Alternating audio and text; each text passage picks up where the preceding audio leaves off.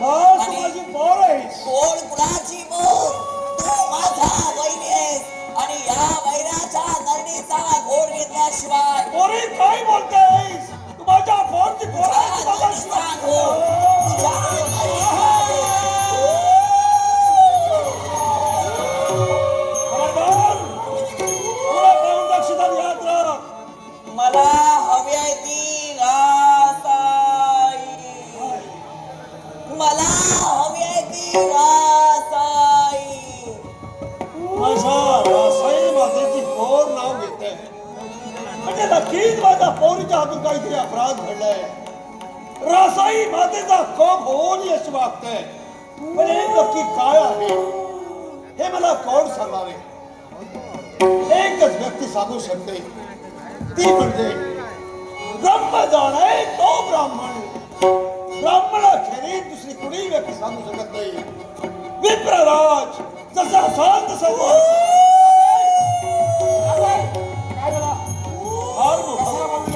फार मोठा गोंधळ झालाय. कुणी घातला?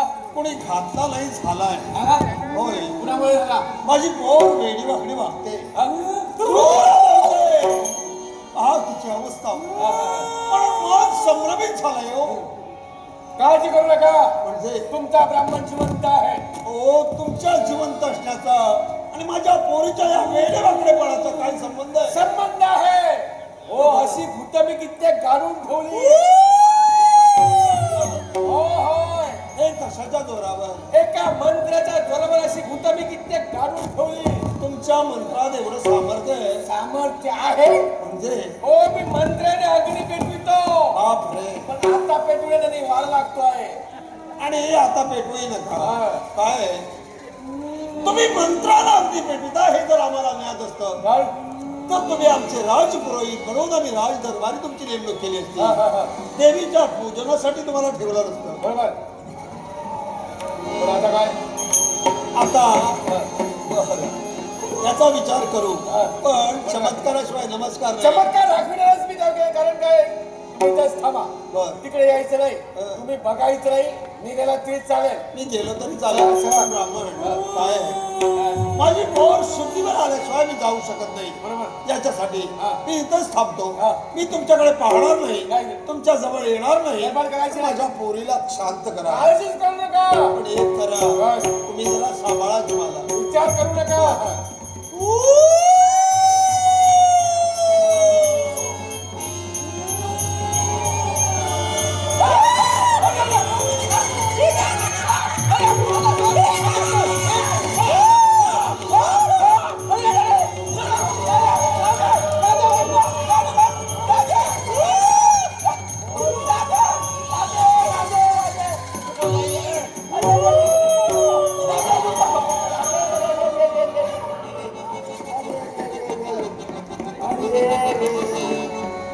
विप्रराज, फार मोठे उपकार झाले तुमचे. उपकार झाले. माझ्या पोरीला तुम्ही शांत केला. तुमच्या मुलीला मी शांत केलं नाही. माझे उपकार कसले हो? हो, तुमच्या मुलीला मी शांत केलं नाही. मग ती मला शांत करणार होती. तुमच्या मंत्राचं का? मंत्र गेले वाऱ्यावर. म्हणजे सगळ्या गोष्टी तोंडानं थोडं बोलल्या. सा- मला हवी आहे ती रासाई. माझ्या कामासाठी- थांबा, काय? कुठं निघाला? मी माझ्या कामासाठी निघालो. ओ तिला शांत करण्यासाठी नाही मी बोलविलं तुम्हाला. त्या कशासाठी? ही अशी का वागते हे हा. विचारण्यासाठी बोलविलं. हा. पण तुम्ही तुमच्यावरच ओढून घेतला. हो, हो, हो. मला हवी आहे ती रासाई. आई रासायनिकचं नाव. देवीचं नाव घेताय. हो. मग काळजीच करू नका. मग काळजी या शब्दाचा उच्चारच करू नका. हो, याला करणार आहे. बघा इथेच सांगितलं. मी देवीचं नाव घेते. हो. तिला देवळात घेऊन चला आणि देवीच्या चरणावर ठेवूया. ती शांत होणार. माझी बोल शांत होईल. शांत होणार. चला जरा मला मदत मी नाही, करा. मी नाही, मी जरा नाही. मला मदत तुम्ही हवं ते करा, मी नाही. हो ब्राह्मण जरा मला मदत करा. चला चला, पुढे चला तुम्ही.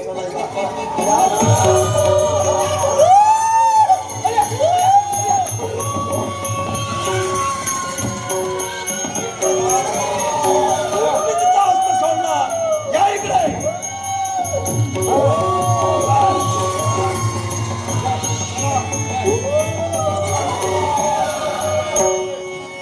लक्ष्मी वासना तू तो उदार कारणा. लक्ष्मी वल्लभा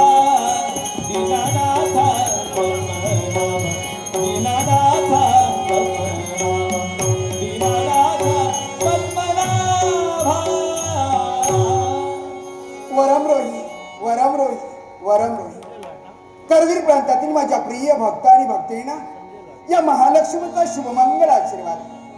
विचार करते कलियुगाला सुरुवात झाली.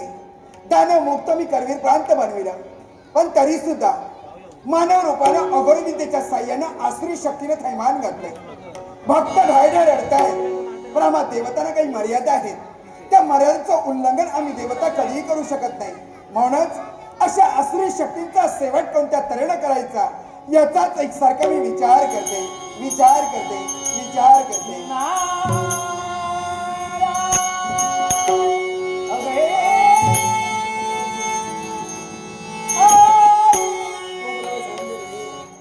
आई तू धाव संकट बंद भारी, आई तू धाव संकट बंद भारी, संकट बंद भारी आई कोण्याला जाऊ, संकट बंद भारी नाही नारदा, का? मी जाणते यावेळी भक्तांवर संकट आले. संकट ही शब्द आम्हा देवतांना काही नव्यानं नाहीये. हा आतापर्यंत ज्या वेळी भक्तांवर संकट आली, या विश्वावर संकट आले, एवढंच नव्हे तर आम्हा देवतांवर संकट आले, तरी सुद्धा मी देवता कधी खचवून गेलो नाही. आई पूर्णपणे मी जातो. ज्या वेळी संकट आली त्यावेळी त्या संकटांचं निवारण तुम्ही देवतांनी केलं. पण आई सांबड्याची परिस्थिती पहा. भक्तांच्या जीवनात महाभयंकर संकट निर्माण होतं, मग त्यांचं रक्षण कोण करणार? नारदा, का? कलियुगाला सुरुवात झाली. सारी देवता पाषाण रूपाने नटलीये, हा तरी सुद्धा मी तुला शब्द दिलाय, कलियुगात भक्तांचं रक्षण होणार आहे. होणार. भक्तांचं रक्षण देवता आम्ही करणारच आहोत. पण आम्हा देवताला काही मर्यादा आहे. प्रत्येक गोष्टीला काळ मर्यादा ठरलेली आहे, वेळ ठरलेली आहे, आई आणि ती वेळ समीप यावी लागते. आई मी जाणतोय प्रत्येक देवतेला मेधा मर्यादा आहेत, त्याचं उल्लंघन देवता कधीही करू शकत नाही. मग माझ्या एका प्रश्नाचं उत्तर दे. काय? जर काय एखाद्या भक्तानं भक्ती करावी, योग्य ती फलश्रुती केवळ देवतांनी द्यावी, आणि असं जर काय घडलं नसेल तर देव आणि भक्त हे आपल्याला कलंक होईच नाही नारदा. नाही. देव आणि भक्त हे नातं या विश्वाच्या ठिकाणी चिरकाळ बाधित आहे. हा भक्ती तत्वाची जोड देव तत्वाला आणि देव तत्वाची जोड भक्ती तत्वाला. म्हणून त्या विश्वाच्या ठिकाणी देव तत्व आणि भक्ती तत्व बाधित आहे. आई एखाद्या भक्ताला भक्ती करावी, त्याची कसोटी देवतांनी पाहावी, आणि जर का कसोटीत उतराई झाला तर त्याच्यासाठी देवतांनी धावून जावं. मग सांप्रत असंच घडलंय की भक्तांच्या जीवनात एकामागून एक अशी संकट येतात. मग तुला धावून जायला हवं की नको? जायलाच हवा. मग पण मी तुला आताच म्हटलंय की आम्हा देवताने काही मर्यादा आहेत. का मर्यादेचं उल्लंघन सुद्धा आम्ही देवता करू शकत नाही. नियती बाह्य आम्ही देवता कधी वागू शकत नाही. जीवनात प्रत्येकाच्या सुख दुःख ठरलेलं आहे. मग आई दुःख आलं म्हणून काही खचवून जाऊ नये, सुख आलं म्हणून भरवून जाऊ नये. आई पूर्णपणे मी जाणतोय माणसाचं जीवन हे सुखदुःखाच्या डोळ्यात गुंतलं गेलंय. दुःखाची धरी ओलांडल्याशिवाय सुखाचा किनारा माणसाच्या जीवनात केव्हा दिसत नसतो. खरंय. मग मला सांग, भक्तांच्या जीवनात आलेलं संकट दुरापास्त केलं नसेल तर देवत्वाला कलंक नाही का? मुळीच नाही नारदा. नाही. भक्तांच्या जीवनात आलेल्या संकटाचं निवारण होणार आहे, पण त्याच गोष्टीला वेळ काळ मर्यादा ठरलेली मग आहे. आई माझ्या एका प्रश्नाचं उत्तर दे. एके दिवशी मी तुझ्यापर्यंत आलो होतो, सहज तुला विचारलं आई भक्तांचं रक्षण करणार ते कसं? त्याक्षणी तू म्हणाले की सगळ्या भक्तांचं रक्षण करण्यासाठी रक्षण दाता आहे, रक्षण करता आहे. मग आई तो आहे तरी कुठे? ती वेळ समीप यायला हवी. यायला हवी. मी तुला पूर्वी म्हटलंय, या कलियुगात भक्तांचं रक्षण करणारा राखणदार आहे. आणि आज तो जर तुला राखणदार पाहिजे असेल तर या तुझ्या इच्छेची पूर्तता मी करणार आहे. पाहायचंय तुला? बोल रे बोल. आईच्या हातासाठी लगबगीला धावत आहे.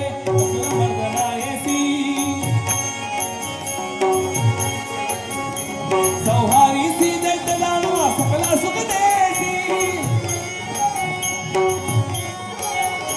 सौहारी सी दैत्य दानवा सकला सुख देती. आई घोड्यांच्या टाकांचा आवाज ऐकू हो भयहार त्रिभुवन पालक भक्ताचा आधार, हो भयहार त्रिभुवन पालक भक्ताचा आधार.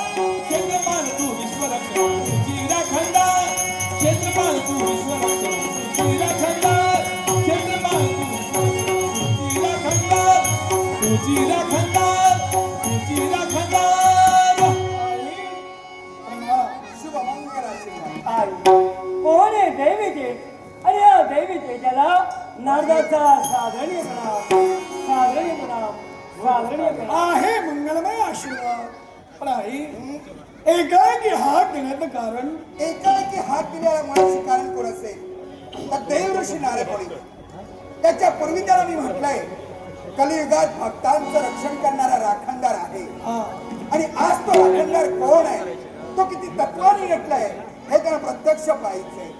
देवर्षी देवा राखणदार कोण आहे, किती तत्वाने तो युक्त आहे, हा असा प्रश्न आपल्या मनी निर्माण झाला. हो आपल्या शंकेत निरसन मी करतो. ऐकूया. एक नव्हे, दोन नव्हे, तर अशा 5 तत्वाने युक्त राखणदार आहे. देवा 5 तत्व हा. ही कोणती? पहिलं तत्व हा रजसत्वाने तमो, ब्रह्मा विष्णू आणि महेश यांचं मिळून एक तत्व. देवर्षी हा. या विश्वाच्या ठाई सर्वात तेजस्वी कोण, सूर्यनारायण. त्यात सूर्यनारायणाची तेजस्विता हा ज्याच्या ठाई आहे असं दुसरं तत्व. अखिल विश्वात प्रखरता कशात आहे, अग्निनारायण. त्यात अग्निनारायणाची प्रखरता ज्याच्या ठाई आहे असं तिसरं तत्व. या विश्वासवंता महापराक्रमी म्हणून कोण गणला गेला, भगवान परशुराम. त्यात परशुरामाचे पराक्रम ज्याच्या ठाई आहेत हा असं चौथं तत्व. चौथं आणि या विश्वासवंतात महाक्रोधिष्ठ म्हणून कोण गणला गेला, जमदग्नी. त्याच जमदग्नीचा क्रोध ज्याच्या रोम रोमात आहे हा असं 5वं तत्व. 5वं. एवढंच नव्हे, मग 5 ज्ञानेंद्रिय, 5 कर्मेंद्रिय, 5 प्राण, मन आणि बुद्धी अशा 17 इंद्रियांवर ज्याचं अधिपत्य आहे. हा अष्टसिद्धी ज्याला प्राप्त आहे. देवा अष्टसिद्धी हा. त्या कोणत्या? ऐकायचे हा अनिमा, महिमा, गरिमा, यथिमा, प्राप्ती, प्राकांत्य, ईशित्व आणि वशित्व वा वा. या अष्टसिद्धी ज्याला प्राप्त आहे. भैरव पंथी जो देव आहे तोच राखणदार हा देव रवाना, रवाना, रवाना. देवर वनथा करीतो तुझ प्रार्थना, देवर वनथा करीतो तुझ प्रार्थना, देवर वनथा करीतो तुझ प्रार्थना. आशिष देऊनी भक्त जनाना, आशिष देऊनी भक्त जनाना, पूर्ण मग प्रार्थना. देवर वनथा करीतो तुझ प्रार्थना, देवर वनथा करीतो तुझ प्रार्थना, देवर वनथा करीतो तुझ प्रार्थना. आलं का मनात? आई आत्मविश्वास वाढू लागला. पंचतत्वानी नटलेला माझा देव रवणार साऱ्या भक्तांचं रक्षण निश्चितच करेल. बोले कलियुगाला सुरुवात झाली. मानव रूपानं अघोरी विद्येच्या साह्यानं आसुरी शक्ती निर्माण झाल्यात आणि त्या आसुरी शक्ती आमच्या भक्तांचा छळ करतायत. त्या आसुरी शक्तींचा सेवट करून भक्तांचं रक्षण करणं आज प्रथम तुझं कर्तव्य आहे. भक्त रक्षणाची विधाने देव देवतांनी स्वतःच्या गंडी धारण केली. खरंय, भक्तांचं रक्षण करणं आपला आद्य धर्म आहे. अर्थात पण आई नियतीचा न्याय आणि काळाचा कायदा या विश्वाच्या ठाई कोणी करू शकत नाही. जे नियतीला मान्य आहे कोणी अमान्य करू शकणार नाही. पापाचे घडे भरल्याशिवाय ते फोडण्याचा अधिकार आम्हा देव देवतांना कदापि नाही. खरंय, काळ वेळ स्थळाचा विचार करून अपराधी व्यक्तीला शासन करेल माझा शब्द तुला. चतुर्भुज ही तुझीच मूर्ती, मनोभावे तुझी सेवा करती.